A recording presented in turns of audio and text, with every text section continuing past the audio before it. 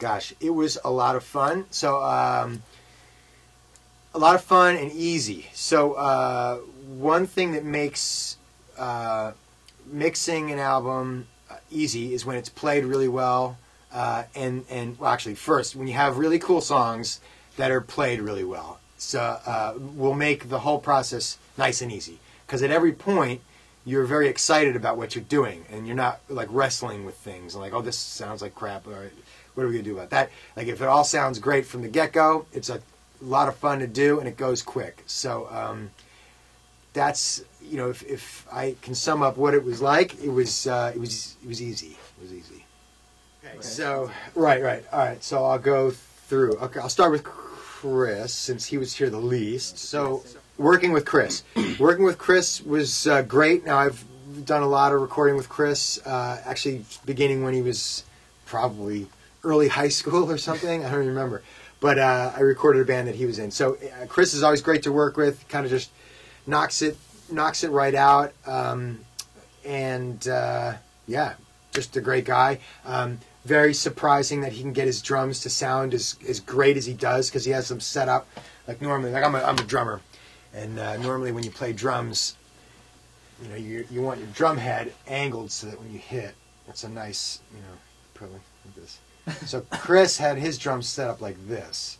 So I don't know how he did it, but he was able to get this unbelievable sound off of what I would describe as the horrible drum setup. Whatever. Okay, working with Dean. So Dean was funny.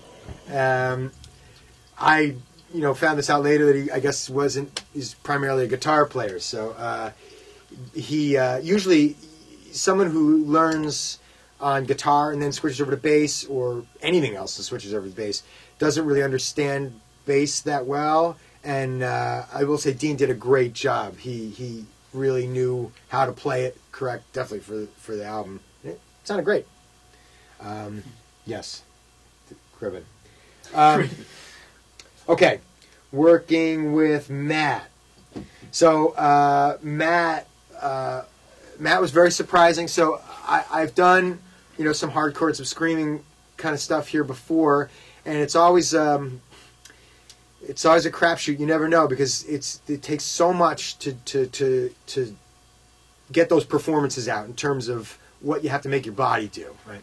So I was really surprised, pleasantly, that he could really go through a whole song and get it, and be very consistent with how he sounded. You know, some people will blow themselves up within the first verse, and you have to be very strategic on how you record the parts, and you have to do the parts that are most strenuous first, otherwise you'll never get them by the end of the session. And Matt, he's got one of the best screaming voices I've ever worked with. I mean, it's just terrifying and drastic and everything you want for that, you know, for that kind of music. So it really, he delivered.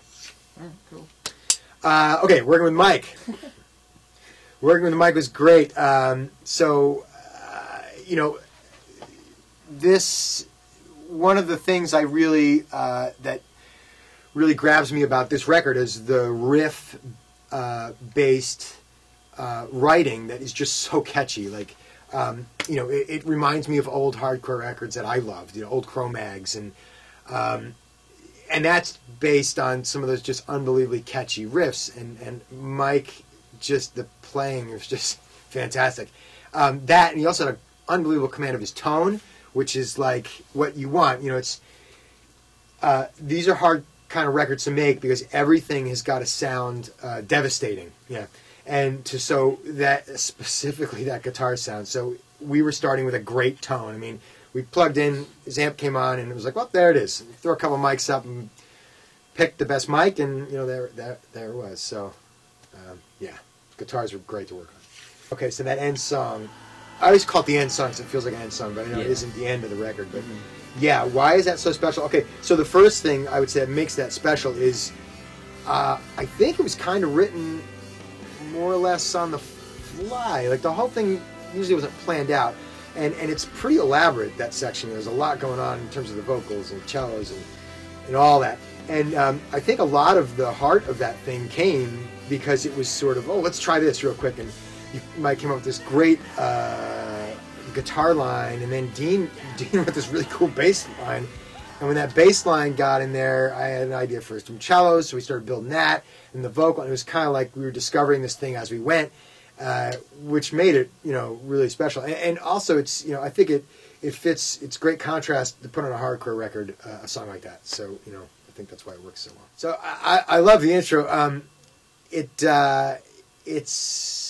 it really, and it makes it sort of like a film. When you listen to this whole record, it really sounds like a short film that you're watching, and it provided a really cool gag that I think works well with albums, is to sort of reference one of the songs that comes later on in the beginning. So someone had the idea of taking the vocal and the cello parts out of the end of that song, and let's tuck them under this spoken word part where Matt is walking and now he's down at the water, and then you get a preview of a song later on to come. Mm-hmm. Sounded really, really cool. So I love that. I would say I hope this band does well with this with this release, and hopefully I'll get a chance to work with them again in the future, because it was a blast. All right. There you go. See you later. Yes, Cribbin. Cribbin. Wait, hold on. Can we just get a... Say that? Cribbin? Cribbin.